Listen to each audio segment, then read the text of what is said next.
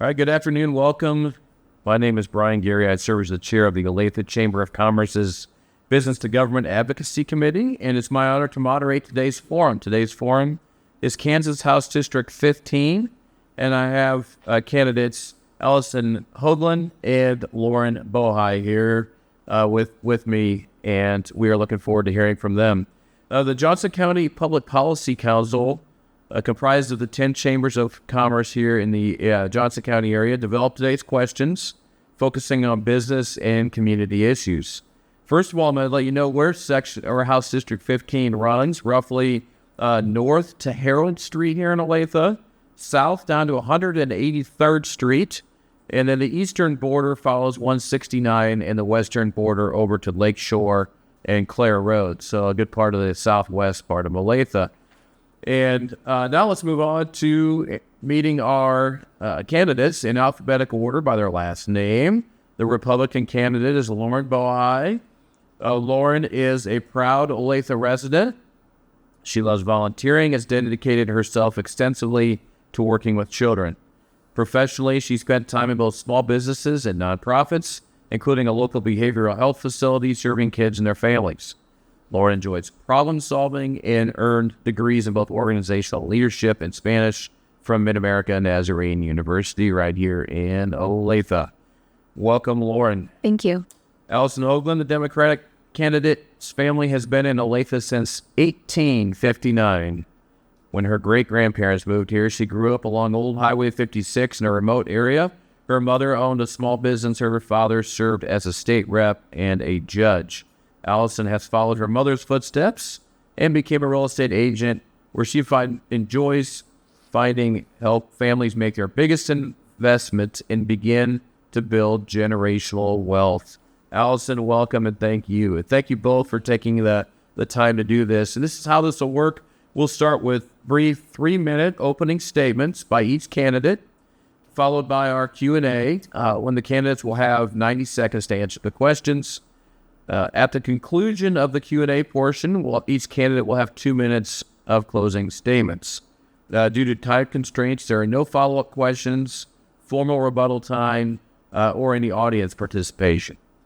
Please note the candidate's speaking order was randomly determined here just before we started, and we'll alternate throughout the program. So let's get started. Allison is candidate number 1, and Lauren is number 2 in the numbers that were selected. So, Allison, you will now have up to 3 minutes to present your opening statement, highlighting why you are seeking office. Thank you. I'm actually seeking re-election to office for House District 15. I've been representing Olathe for the last 2 years, and it's been an honor. As stated, I am a 5th-generation Olathian. All 3 of my older brothers raised their children in Olathe, and our grandchildren live here now. So this is definitely home. Part of my house district is actually my elementary school bus route. And so I've known these roads for quite a while. In fact, I used to ride my bicycle in the neighborhoods that are part of House District 15. And representing all of those neighbors is an absolute honor. Sure. My focus through my life has been actually in sales. I've sold all sorts of things in my life. I sold hydraulic carts for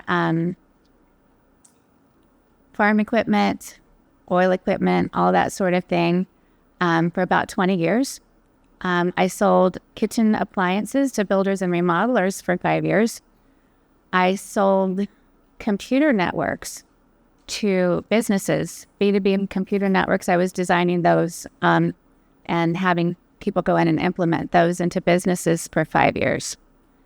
And now I've been selling homes for 7 years. But the basis of all of that is building relationships with people. People buy from people they trust. And being a very successful salesperson has shown me that I've built some really strong relationships. But the way you build a relationship is by listening to what people have to say and actually hearing them, and not doing it in such a manner as to respond, but simply to let them know that they've been heard. I found that has been an essential skill set to have in the legislature as well. A lot of calls that I get are from constituents that have a gripe about something. It's a legitimate gripe, but all they really need is to be heard. So I'm the representative that actually returns phone calls. I return emails. I'm happy to meet with people when I'm in town. And again, it is simply an honor to represent the people of Olathe. Thank you. Lauren, you now have up to 3 minutes to give your opening statement, highlighting why you're seeking office.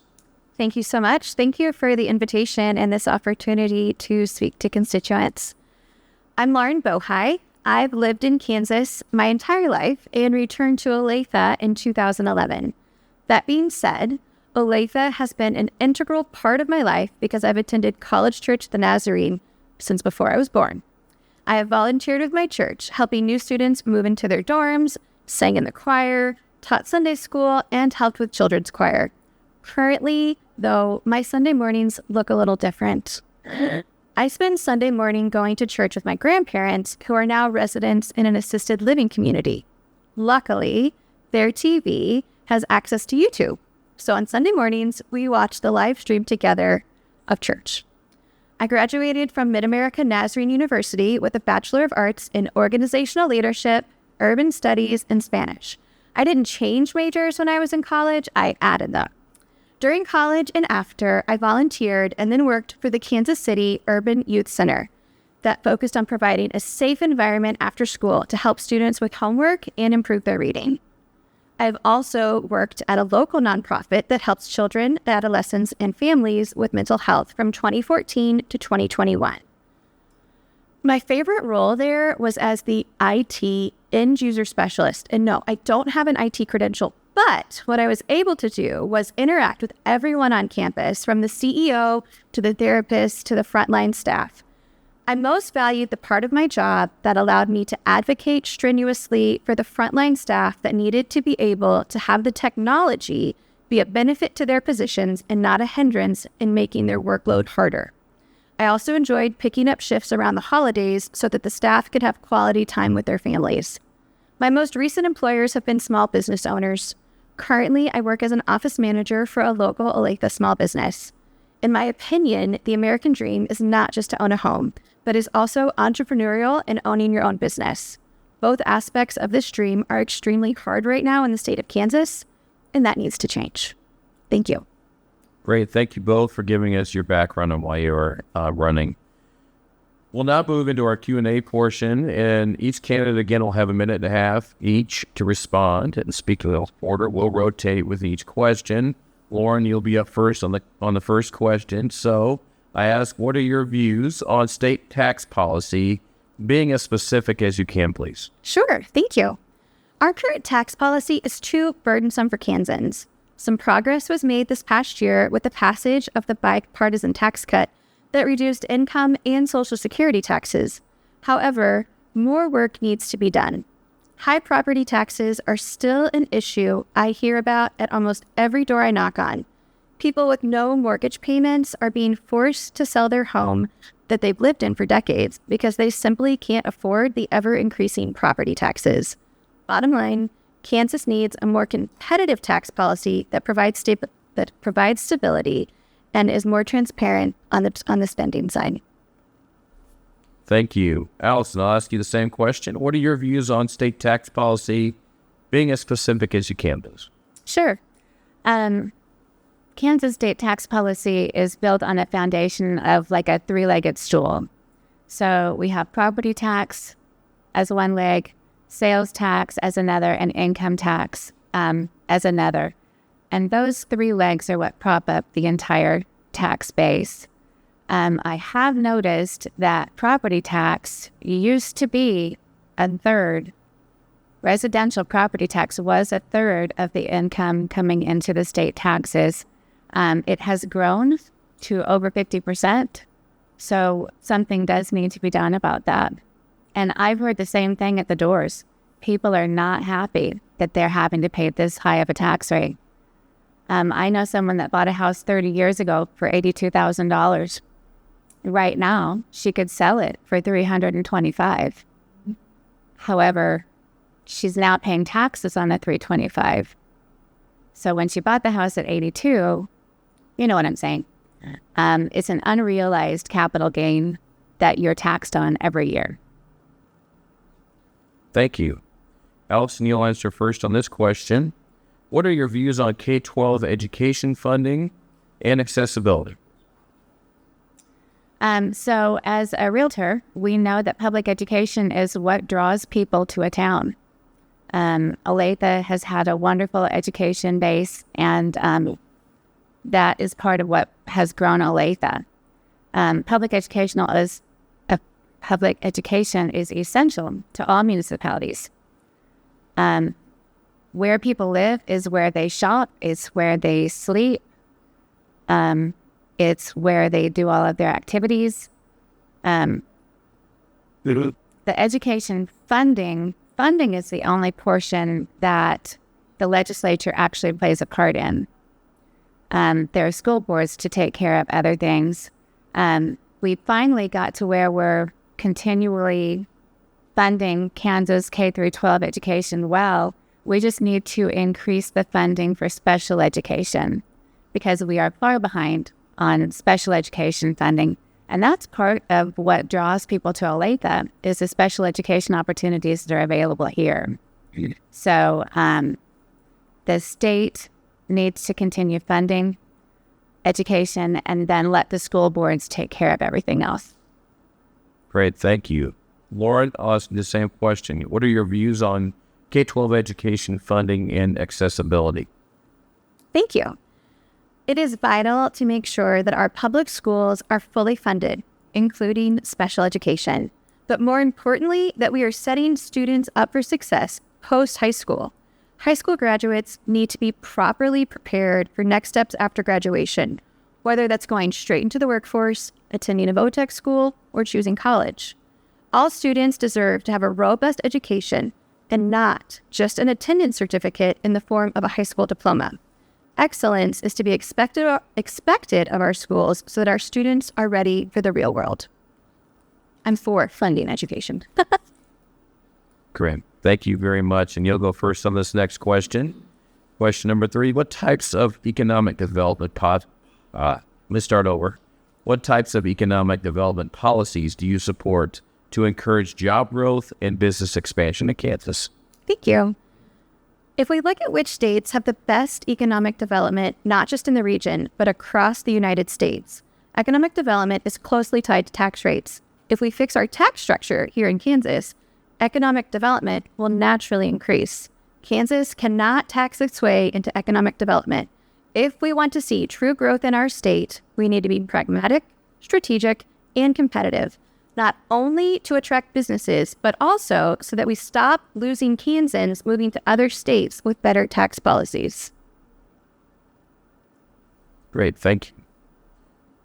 Allison, I will ask you the same question. What types of economic development policies do you support to encourage job growth and business expansion in Kansas? So my priorities are affordable housing, healthcare, and education because these are the pillars of a strong community. Strong communities attract new business and lead to job growth. This is why it's essential that we address the teacher shortage in Kansas, we expand Medicaid, and we invest in infrastructure. Panasonic will bring a great deal of development to Johnson County, and we're going to need to do all of the infrastructure to prepare for the people that are going to be brought in by that large development. Great, thank you. And question 4, Allison, you'll start with this one. What would you do to grow and develop the state's workforce? Investment in education is key. Right now, teachers are fleeing the profession due to hostile work environments and inadequate pay, leaving behind a serious teacher shortage. We must act by increasing teacher pay, restoring due process protections for teachers, and making sure that Governor Kelly achieves her goal of establishing the best and most robust early childhood education system in the country. We must also invest in our public colleges and universities so they are strong and affordable for Kansas residents. Thank you, Lauren. Same question. What would you do to grow and develop the state's workforce? Sure. If we want to attract workers to Kansas, we have to make the state more business friendly and more friendly to those who live here by making the cost of living more bearable by cutting taxes. The state can also incentivize certain job sectors through programs that can offer tuition reimbursement for high-demand jobs. I know there are programs that some high schools use to help students be workforce ready. Encouraging partnerships between local community colleges and high schools is an example of what can be done in order to achieve our goal of developing Kansas's workforce. I'll add on a personal note that I know that the workforce is an issue in also our senior living facilities because, as I mentioned earlier, I go every Sunday to where my grandparents are currently living, and it is a constant churn of workers. And it's the same thing that was happening at the local nonprofit that I was working at. They had a constant churn of workers. So we do need to figure out how to incentivize these high demand jobs that maybe aren't super, you don't need a master's to do them, but you do need to have the passion and the compassion to work at in those sectors. So I'm all for listening to the constituents and to others and figuring out how we can best fix this. Thank you. All right, moving along. Lauren, you will answer first on this question. What are your views on the state's role with respect to ensuring access and affordability of post-secondary education? Thanks. The state boasts several high-quality public universities and colleges. These institutions are vital for preparing the next generation of Kansans for the workforce. I'm supportive of programs to make these opportunities more affordable for students. Scholarship and grant programs offer great opportunities, and I think expanding scholarships and grants for certain industries, students with need, and those serving in the military are great avenues to be considered, along with, as I know have been done in different sectors, for example, doctors working in rural areas. If we can incentivize people that do decide to live in a rural area, whether they be a doctor or if they're going out and helping in a senior living facility out there, or if they're working in another mental health program, we need to figure out how to make living in that kind of remote area advantageous. One program that I think is super vital to this is I sat in on an earlier forum, and when I learned of the program that is incentivizing those that are in the National Guard and or the Air Force re-upping to get their master's paid for, I think that's a great opportunity. So yeah. Okay, thank you. Allison, I'll ask you the same question. What are your views on the state's role with respect to ensuring access and affordability of post-secondary education? I know that we need to restore the funding that we took away from the institutions in 2008 due to the recession so that our public colleges and universities are accessible and affordable to Kansas residents. We have been able to get our state out of the red. However, we have not gone back to reestablish the prior funding that we had.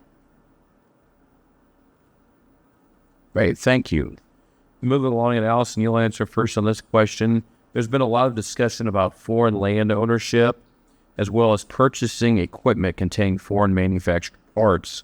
What factors do you consider when attempting to balance the national security concerns of this type of thing against free enterprise and private property rights? As a realtor, I believe strongly in private property rights. Kansas already limits foreign land ownership. In fact, I have seen that Chinese ownership has accounted for a single acre of land in the state of Kansas. Okay, thank you, Lauren. I'll ask you the same question.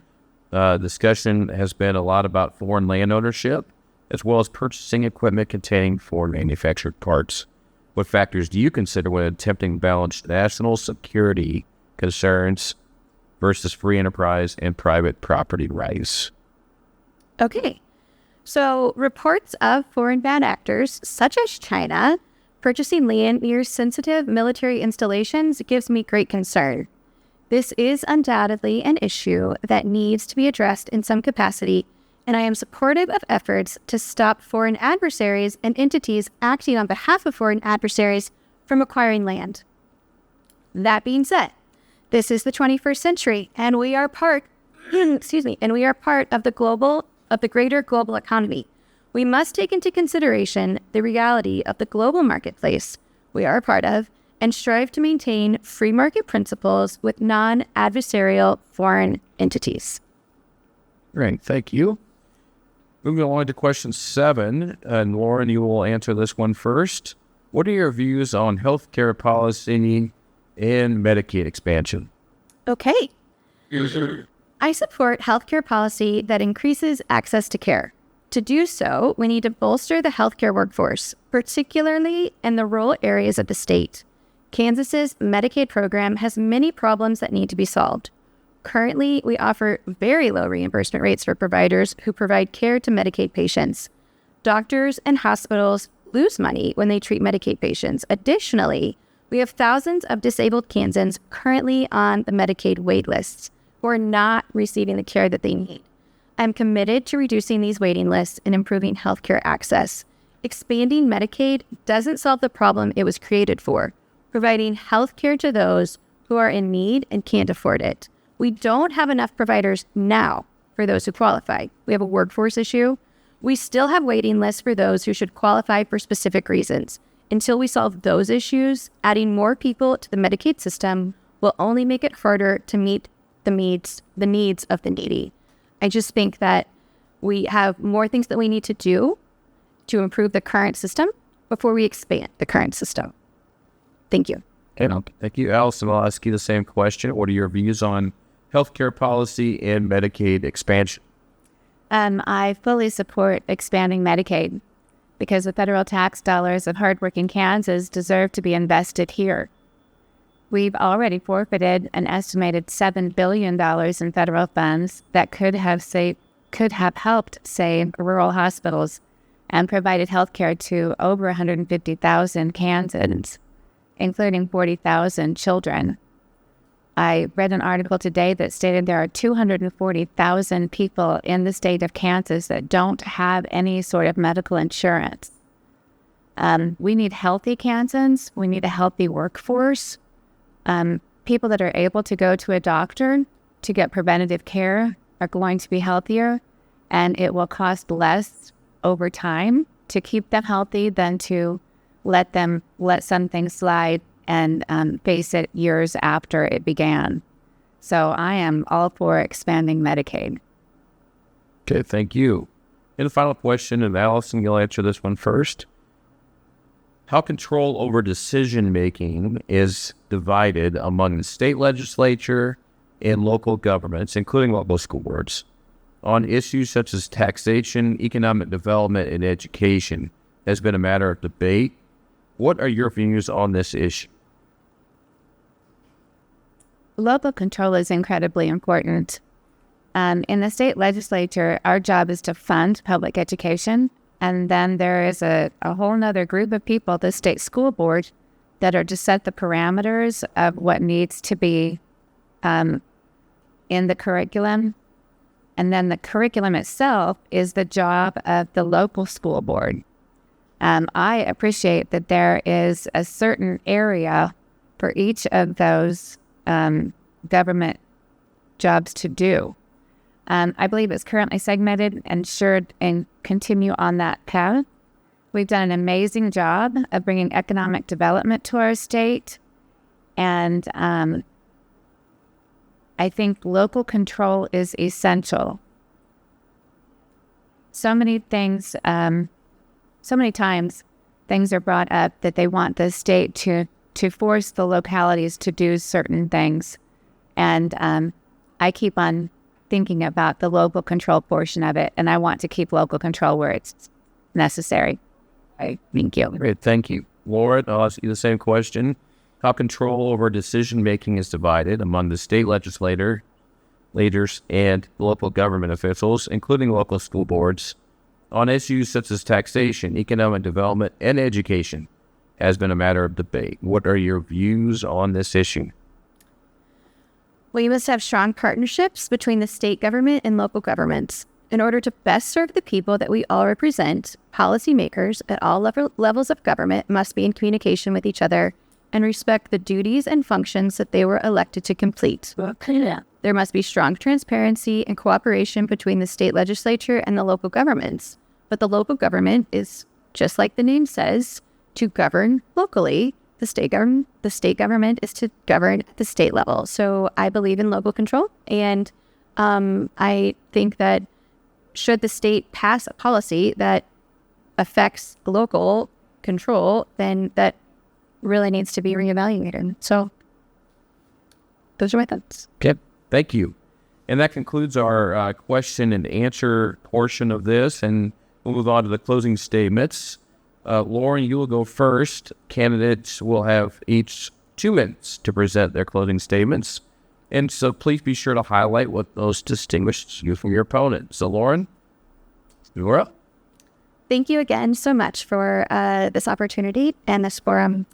As a working class female, I understand the financial pressures that many are feeling right now.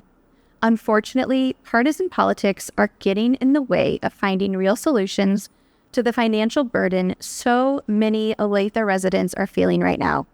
The people of House District 15 deserve a representative that will work across party lines to fight for their quality of life. We must find a solution that lowers taxes, provides relief to the middle class, and helps struggling seniors stay in their homes. I want to improve the lives of those living in House District 15 by pursuing real tax reform. As I mentioned earlier, I have worked in both after-school nonprofits and a non-for-profit focused on mental health, as well as small businesses. I desire to continue to help the most vulnerable and reform business as usual in Topeka. Please feel free to visit my website, www.laurenforolathe.com, FOR. I'm asking for your vote in this election so I can get to Topeka and shake things up. Thank you. All right, thank you. Allison, you have your 2 minutes for your closing statement, please. I am a small business owner, a mother, a grandmother, and a proud lifelong Olathian with decades of experience in building relationships. In Topeka, I have to work across the aisle. There is not a choice. I have learned to be a good listener, build relationships, and find common ground. Experience matters, and that's what I bring to Kansas, to Kansas and to the 15th District. House District 15 is different in a sense that Olathe has 10 Title I schools. Of those, 7 are in either whole or in part of House District 15. So I represent nearly 70%, probably closer to 15% of the at-risk students in Kansas. Having been a freelance kid, I feel like I can relate to that a little better. I've lived the life, so I am able to see things from their perspective, and I appreciate where they are. I appreciate where they can be, and I think that does set me apart. So thank you. Great. Thank you both. And that concludes our forum for House District 15. I want to thank both Allison Hougland and Lauren Bohl for participating and also for running for office. And just want to say thank you for that, especially. It's not an easy thing. On behalf of the Olathe Chamber of Commerce and the fellow Johnson County Chambers, thank you to everyone taking advantage of this important opportunity to learn about our candidates. For more information about the candidates and videos of these and other candidate forums, and also advanced voting details, you can visit www.votejoco.com. And please share this voter resource with your colleagues, your family, your friends. And with that, thank you again for watching. Thank you for those that are attending. And again, thank you to both of our candidates for attending as well. We are adjourned. Thanks. Thank you. Thank you.